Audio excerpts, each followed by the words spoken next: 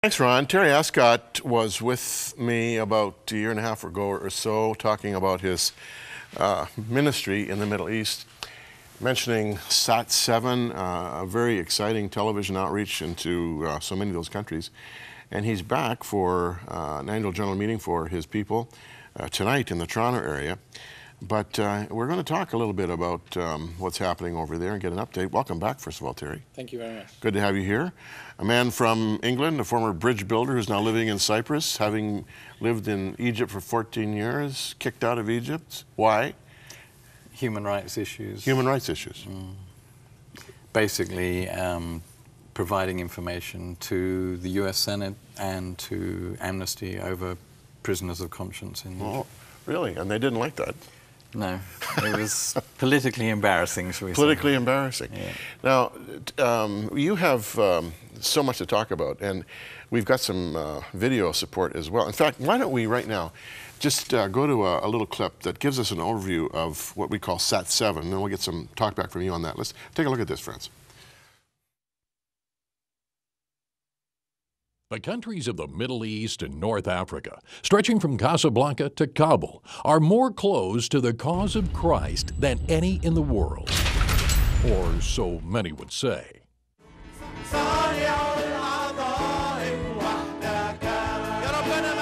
Yet communities of Christians exist in every nation. These churches now have access to several keys which are helping them to survive and also to effectively witness to Christ in the 21st century. One important key is satellite television. And when combined with a second, the unique Sat7 broadcast philosophy, these two keys become extremely effective in opening doors. Satellite TV enables broadcasters to reach over physical and societal restrictions and go directly into homes, even in the most remote locations, and to millions of people who cannot read. Sat7 is a network of 4 channels: Sat7 Arabic, Sat7 Pars, Sat7 Kids, and Sat7 Turk, all broadcasting in local languages. Terry, how did Sat7 come to be? Oh, it's a long story, but essentially it was a sort of no-brainer of an opportunity to take a medium that had become the primary source of information and entertainment for millions, and it was now possible for Christians to use it without censorship, to bypass censorship and come into thousands and millions of homes across the region from a satellite.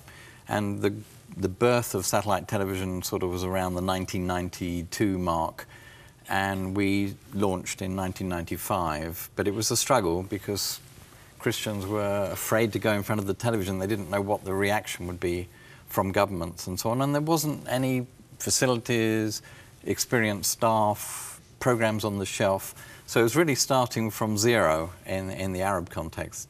But we thank God for the great team that has come together over the last 16 years to enable us to do several different channels. Now, with Sat7, do you buy time on an established satellite network, or do you have your own satellite network? No, we buy channels, on different satellite systems, so we can cover the entire region from 2 directions, so that people with fixed dishes at different homes can pick up their signal from different satellites. And how many hours a day do you broadcast? It's about 800 hours a week of programming on 4 full-time 24/7 channels. The most wonderful channel we've got is our children's channel, and we run that round the clock because we cover 6 time zones across the region. And it's got the highest viewership of any Christian channels at all. We've got about 9 million regular viewers for this children's channel. And is that all in Arabic? It's all in Arabic. And of course we do dub some programs like cartoons for kids, but most of the programming is originally made in Arabic by Arab Christians in different countries across the region.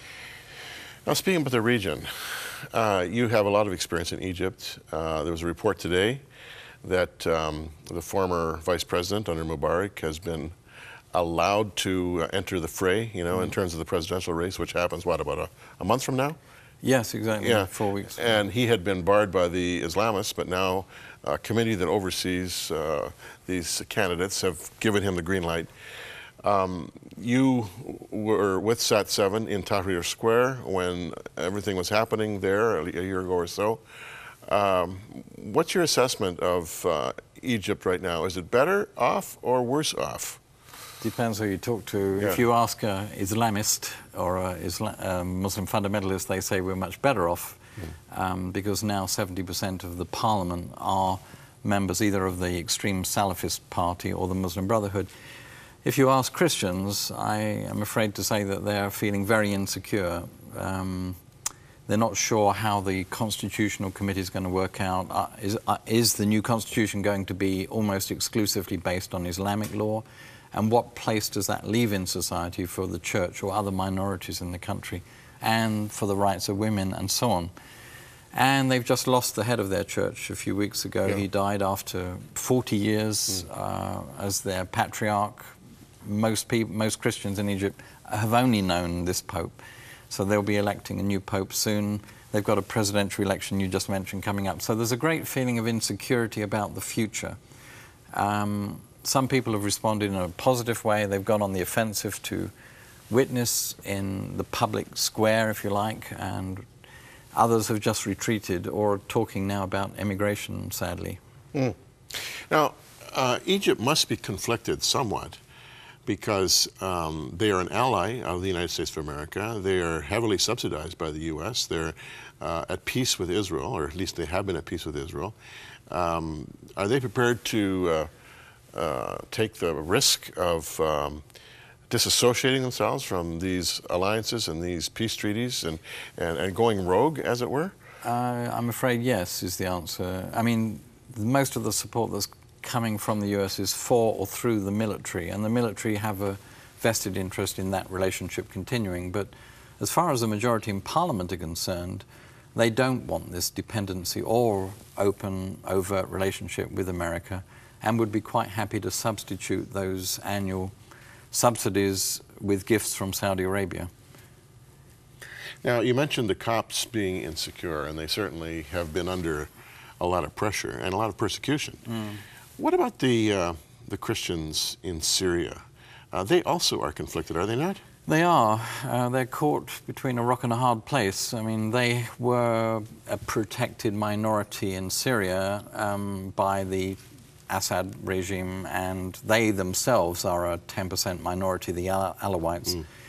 And the Christians are about 10%. And the fear is that if there was a sort of violent change in the leadership of the country and Islamic groups came into power, which is a very possible scenario, the Christians would in fact be displaced. There have been chants in the mosque, you know, the Alawites to the gallows, that's the Assad clan, and the Christians to Beirut. In other words, go to a Christian country, a neighboring country. So they are feeling the pinch. Cities like Homs have been pretty much totally evacuated of their Christian populations. So these people have been internally displaced or have crossed the border into Turkey for the time being.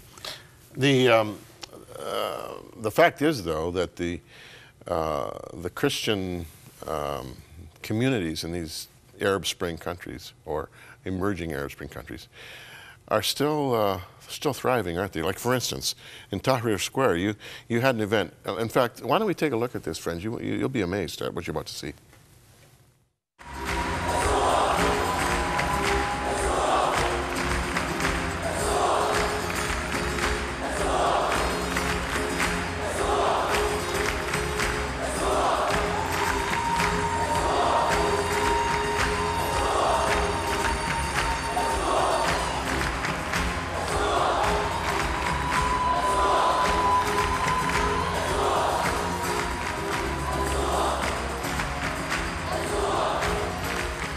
Now, first of all, I mistook this for the other event at Tahrir Square. This was not Tahrir Square. Where was this? This was on 11/11/11, the 11th of November, when there was a 12-hour night of repentance and prayer for Egypt. And this was held in an open-air Orthodox church. Many Protestants and Catholics came as well. Up to 60,000 people took part in this amazing event. And what you saw there was just a clip out of a 12-minute moment in the program when the crowd took over the program, started to chant Jesus, Yeshua, and just kept on. And it was just a very moving experience. And we were broadcasting this, and we had other television channels coming to us begging for the feed. Al Jazeera took it. 2 Egyptian secular channels carried a couple of hours of this live broadcast. And it became really a public forum for witness and testimony, and is talked about to this day. And then, as you mentioned, another amazing event on the 31st of December, when there was a worship service being held in a church just 200 meters from Tahrir Square, Qasr Dabara Evangelical Church. And after 2 hours, the service moved out into the streets, and a procession of several thousand with candles moved into Tahrir Square, where they were joined by 15,000 other people for a time of worship and witness in that iconic square. And it was just an amazing opportunity to share the gospel openly like that. Well, you know, Jesus said, "I'll build my church, the gates of hell will not prevail against it." Exactly. I mean, he's in charge. Now, very quickly, your son incurred a pretty serious injury during that uprising in Tahrir Square. Tell us about that, and we'll show some pictures while you're talking about it. Yes, he was actually in the square on the 3rd day of the revolution in January last year, handing out water bottles to demonstrators. He just felt he wanted to make a contribution. Then suddenly the crowd moved back when the army, or the police actually, started to use live ammunition. And he got a bullet in the eye, it ricocheted off the concrete. He was unconscious, carried to an emergency first aid post. They patched him up. Somehow he got back to his car and drove home with one eye and no glasses. I mean, look at that shot. I mean, it looked like it entered right underneath his eye there. It did. It actually went in the crease. If you'll see other shots, you would not know that he'd been shot in the eye. Yeah. He could have lost the eye so easily. Yeah. But he had surgery in the UK. He couldn't find any doctors in the hospitals in Egypt, and eventually just took a flight after walking around for 5 days with a patch over his eyes. He got to the UK. I understand National Geographic wants to do a little story on this. A month ago, I had a call from him in Tahrir Square, where National Geographic film team had taken him down to tell his story, and then, of course, about the surgery, which was, I think, the focus of this National Geographic article. Now, we got just 30 seconds or so left. Your ministry is all about the gospel. It's all about Jesus. I mean, one way or another, that's the bottom line, right? It's 2 things. To make the gospel available to everyone. It is a human right, we believe, that everybody should have the opportunity to hear the gospel once, at least, in their own language, and make an informed choice about how they respond to Jesus Christ. And the second area is to encourage, support, and bring hope to the church in this very hopeless environment that's post-Arab Spring. You have a website? www.sat and then the number 7.org. sat7.org. That's easy to remember, sat7.org. I'm sure a lot of you want to check that out and learn more about Terry Ascott and this remarkable ministry. Thanks for coming our way, Terry. Thank you. All the best to you. We'll be back with more right after this.